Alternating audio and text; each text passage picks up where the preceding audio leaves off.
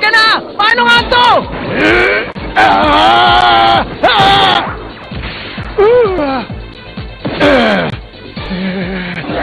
Lumayan mo siya!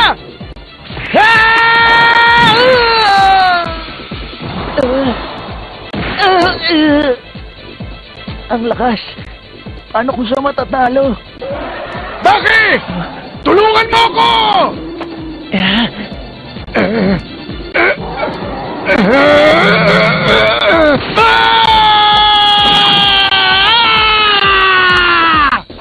Hayop ka? Humanda ka! Ah! Ah!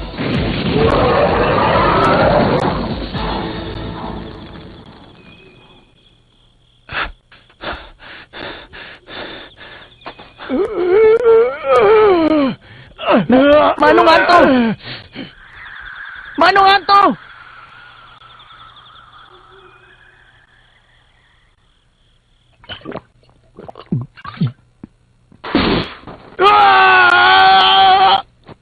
Hindi pa rin ba naiibsan ng sakit? Kailangan kasi natin ng tamang antiseptic. Bakit? Dalhin mo sa akin ang pulbura. Nasa mga kahon sa taas ng tukador. Pulbura? Tanggalin mo mula sa mga bala. Alam ko kung anong klaseng kamandag mayroon ng kuko ng halimaw. Napakaraming mikrobyo ang napupunta sa sugat. Kaya hindi sapat ang first aid para magamot ito ng gusto. Eto na. Maraming salamat. Pakiabot sa akin ang tuwalya ngayon. Eto.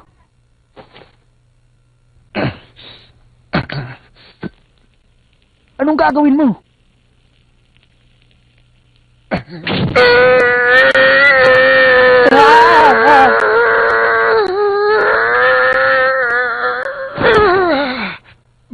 Baki, pindutin mo ang pulang buton sa radyong yon. Ito? Eto na. Nagpadala ng SOS si Forest Ranger Antonai. Puntahan niyo siya sa destino niya ngayon din. Opo, parating na po. Malapit na kami, sir.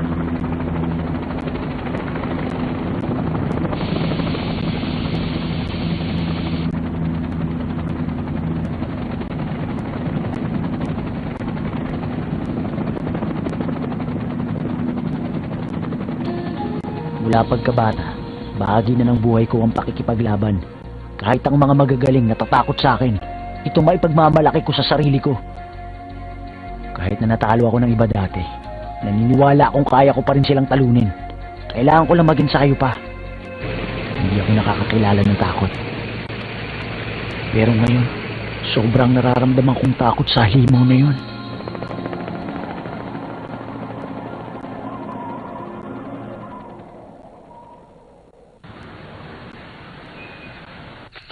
Ginamitan niya ng pulbura para hindi kumalat ang mikrobyo. Ayon sa ulat, sinalakay daw siya ng isang halimaw na may 2 metro ang taas. Yan yata ang halimaw na tinutukoy sa mga kwento ng lugar na ito. Bata pa ako, naririnig ko ng alamat na yan. Ang sinasabing halimaw sa bangin ng Night Devil. Talaga? Kapag gustong patunayan ng mga sinaunang mandirigma ang kakayahan nila, pumupunta sila sa bangin ng Night Devil. Pero karamihan sa kanila, hindi na bumabalik ng buhay.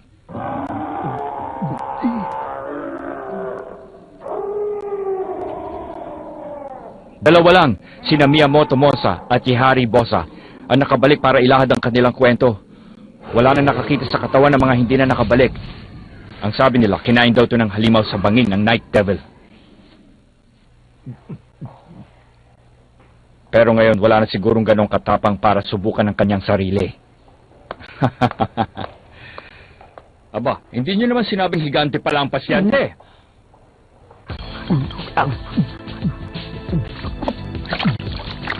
Kakain ako ng kakain.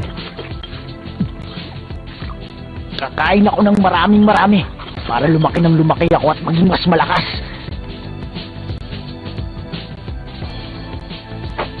Susundin ko ang bilin mo, Manong Anto. Kailangan maging malaki ang katawan ko tulad mo.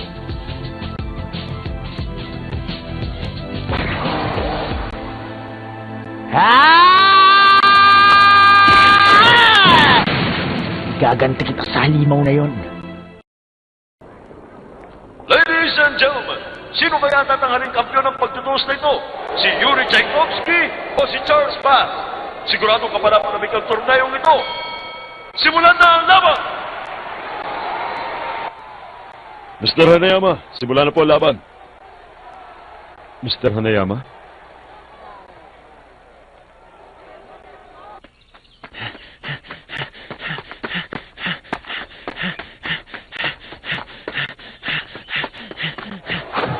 Tuloy-tuloy ang pagsuntok ni Bass kay Tchaikovsky, pero hindi niya ito matama-tamaan.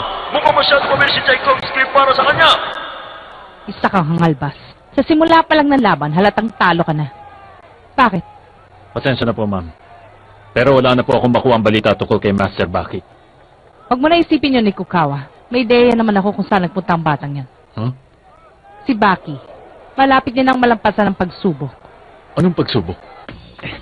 Sa tuwing nagtatrabaho ang utak ng isang tao, naglalabas ito ng hudyat ng panganib kapag nasosobra na ito. Maaaring nakaramdam siya ng isang klaseng ng sakit. Kung ordinaryong tao siya, ipapahinga niya ang katawan at pag-iisip. Pero walang hanggan ang kakayahan ng utak ng tao. Kapag hindi niya pinansin ang hudyat na ito at magpatuloy sa pagtatrabaho, hindi na niya mararamdaman ang sakit. At makakaranas siya ng magandang pakiramdam. Ibig sabihin, lumalakas siya? Oo, kakaibang lakas. Pambihirang lakas na dulot ng endorphin. Endorphin? Hindi ba't sinasabing nakamamatay ang endorphin kapag nasosobrahan dito? Mapanganib. Tama ka. Walang kamuwang-muwang si Baki sa proseso. Basta na lang niya ito mararamdaman. At magiging mas malakas siya. Kaya ko to! Kaya ko to! Ah! Ano tong nararamdaman ko?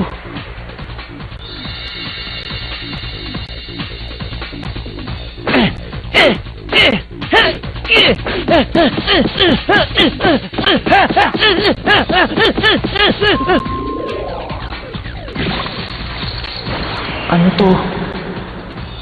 Iyan, ang brain endorphin. Kakaibang siglang nararamdaman ng isang tao kapag lumalabas sa utak niya ang mga brain endorphin.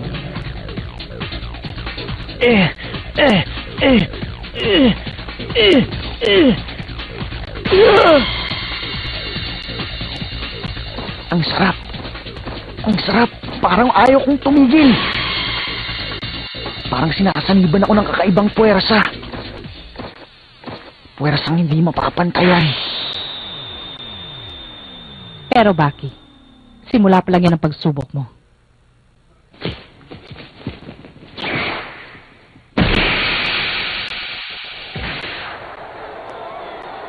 Para maging magaling kang wrestler, marami kang pagdadaanan. Tapos na ang laban! Kitang-kita po natin mga kaibigan! Winner by knockout! Yuri Tchaikovsky! Kapag hindi mo nalampasan ang pagsubok, hindi ka aasenso.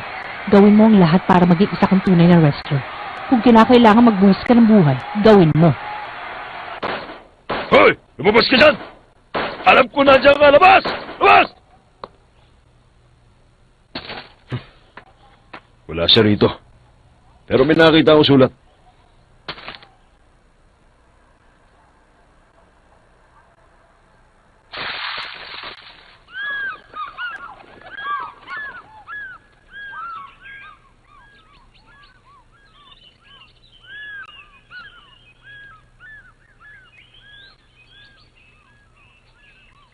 Sige.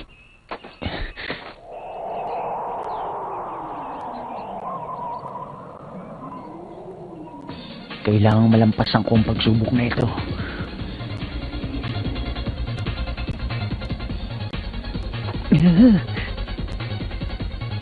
Hindi ko kaya! Hindi ko kaya! Walang mangyayari sa buhay mo kung matatakot ka! Baki! Ha? Tulungan mo ako! Hindi ako papayag. Kailangan magtagumpay ako.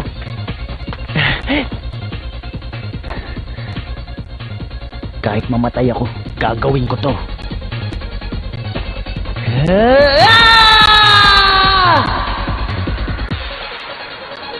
Hindi ako susuko.